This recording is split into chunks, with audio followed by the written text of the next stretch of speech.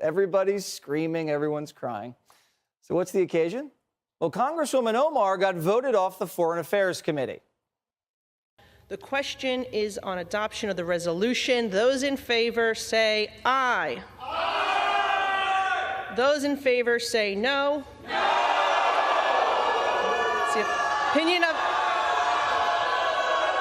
It's the opinion of the chair that the ayes have it and the resolution is agreed to. And without objection, the motion to reconsider is laid on the table. Does that remind you of anything?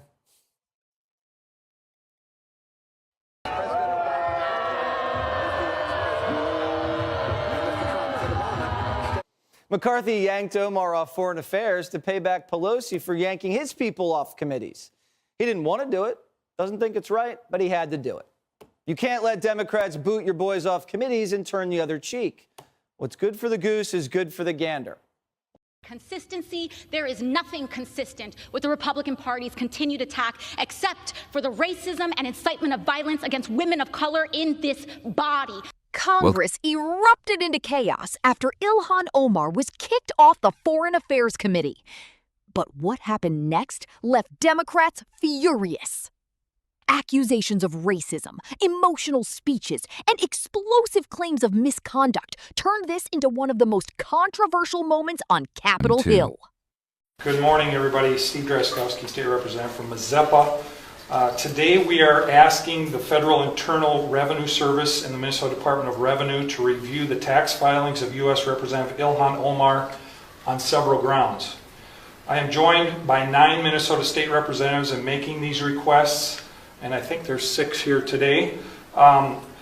These representatives include Glenn Gruenhagen of Glencoe, Eric Lucero of Dayton, Shane Mecklin of Clear Lake, Tim Miller of Princeburg, Linda Runbeck of Circle Pines, Cal Barr of East Bethel, John Poston of Lakeshore, Dwayne Quam of Byron, and Jeremy Munson of Lake Crystal. We are making this request on 3 direct grounds. First, Representative Omar improperly and deliberately filed for a tax status for which she was not qualified, an illegal action in both federal and state law. The Minnesota Campaign Finance Board found on June 6th of this year that she illegally used campaign funds to pay a law firm to review her tax records. The Campaign Finance Board exposed crystal clear probable cause for a tax fraud or tax evasion investigation when they discovered that Representative Omar filed as married and filing jointly with Mr. Ahmad Hersey in 2014 and 2015. During those years, she was legally married to Mr. Ahmad Elmi. Did the illegal filing produce a lower tax liability for the couple? Did her illegal tax filing bring her tax exemption for which she was not legally qualified? Usually people choose the tax filing status that yields them the lowest tax liability. Also, the board shared that the couple filed jointly during 2 specific years. Ilhan Omar and Ahmad Hersey have been together as a couple for 17 years. Given her record of crimes and violations of so many laws, it may be worth evaluating her claims of status in those other years as well.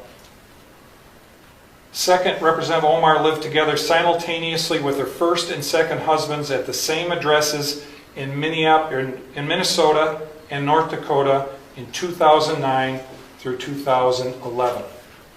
The tax enforcers may need to check if she used an illegal tax filing status and obtained tax deductions, including standard deduction levels for which she was not qualified in those years. Third, we know that Representative Omar took improper kickbacks from 3 Minnesota colleges in 2017 when she oversaw their state budgets in 2017. Under campaign pressure, she returned those kickbacks in 2018. It is worth checking to see if she reported the kickbacks as income in 2017 or deducted the paybacks as expenses in 2018. 5 grounds for an investigation include corruption in public office and tax evasions on grounds of illegal filing status, improper deductions, concealed income from kickbacks, and improper claims for expenses. We are also aware of Representative Omar's pattern of improper conduct. She has been fined by the Campaign Finance Board for diverting campaign funds for an unpermitted political trip to Orlando. She has been directed to pay back her expenses for uncovered political trips to Boston, New York, Philadelphia, Chicago, Florida, and Washington, D.C.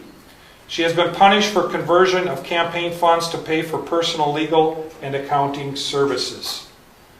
She has flouted laws regarding the filing of her personal financial data in a way that distorted the political campaign process. On June 25th, I asked my Congresswoman Angie Craig to launch an investigation into these improprieties. That went nowhere. She said, do it yourself. So on July 23rd,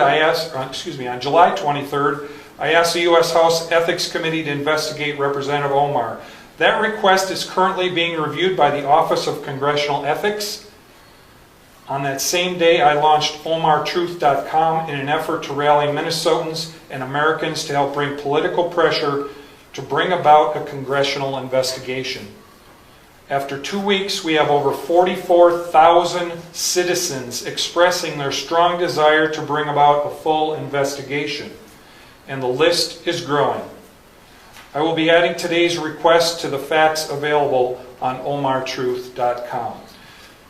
Today, I and 9 other representatives are asking the nonpartisan federal and state tax enforcers to open investigations. We are simply asking them to do their jobs. You guys have anything? Questions, anyone? Do state lawmakers have sway to influence the IRS or Minnesota Department of Revenue? Have you successfully asked for such things in the past? Is there a precedent? I think certainly there's precedent, and I think it's incumbent upon us, Mary, lawmakers, the media, and others, when they see very clear, blatant violations of our laws, to find every way we can to appeal to the people who can investigate and prosecute those laws. And that's what we're doing here today. How would a state lawmaker's request be different, though, than an average citizen? That's what I'm asking. Do you have any special sway or ability to request something? You know, I don't think so. You know, I guess the fact that we each represent 40,000 people might be helpful, and it might be something that that those individuals take under consideration. But this gives us an ability, I think, to, in an organized, deliberative fashion, say, we have asked the Minnesota Department of Revenue to do their job. We have asked the IRS to do their job. Before we got here today, we don't know if they have been fully informed and appraised of these facts. After today, we can be sure that they have been fully informed and appraised of these facts. So President Trump has an obvious place in this as the head of the... I had a member of the Republican caucus threaten my life, and you all and the Republican caucus rewarded him with one of the most prestigious committee assignments in this Congress. This is about targeting women of color in the United States of America. Don't tell me, because I didn't get a single apology when my life was threatened. Thank you.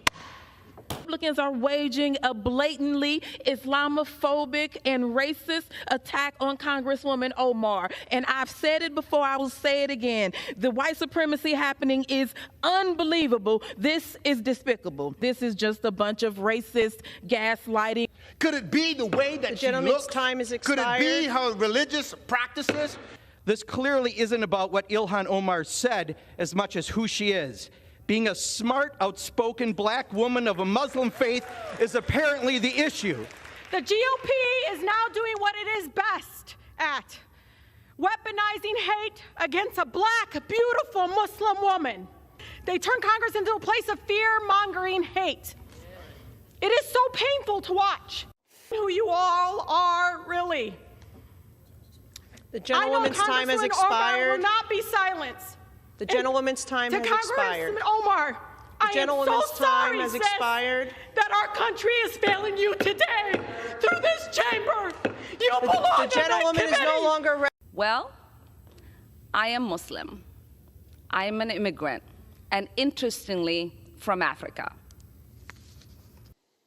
Omar is not just a congresswoman. She tells us she is a global citizen and people around the world celebrate her accomplishments. We don't know what those accomplishments are, but if you listen closely, the world is clapping. I'm in a town where we have a lot of people who are refugees who have come, some from Somalia, some from Bosnia. I've never heard one of them say that America's a terrible place or be unappreciative of our country. Most of them are thankful. I've met people who've come here from behind the Iron Curtain that got away from communism. They're some of the best Americans we have because they really appreciate how great our country is. And then I hear Representative Omar say, "Oh, America's a terrible place. I thought there'd be justice and there's no justice here." It's like, well, she came here and we fed her, we clothed her, she got welfare, she got school, she got health care, and then lo and behold, she has the honor of actually winning a seat in Congress, and she says we're a terrible country. I think that's about as ungrateful as you can get. And so while I'm not saying we forcibly send her anywhere, I'm willing to contribute to buy her a ticket to go visit Somalia. And I think she could look and maybe learn a little bit about the disaster that is Somalia, that has no capitalism, has no God-given rights guaranteed in a constitution, and has about 7 different tribes that have been fighting each other for the last 40 years. And then maybe after she's visited Somalia for a while, she might come back and appreciate America. Kevin McCarthy followed through on his promise and removed Ilhan Omar from the House Foreign Affairs Committee, sparking outrage from Democrats. Omar and several colleagues argued the decision was politically motivated and rooted in discrimination, while Republicans defended it as accountability and a response to past committee removals by Democrats. The debate intensified as Republican lawmakers also highlighted previous allegations involving campaign finance violations and tax-related investigations, while Omar's supporters dismissed those claims as politically driven. The vote quickly turned into one of the most heated confrontations in Congress, with emotional speeches, loud protests, and sharp exchanges dominating the House floor. Do you think this was accountability or political revenge? Let us know in the comments.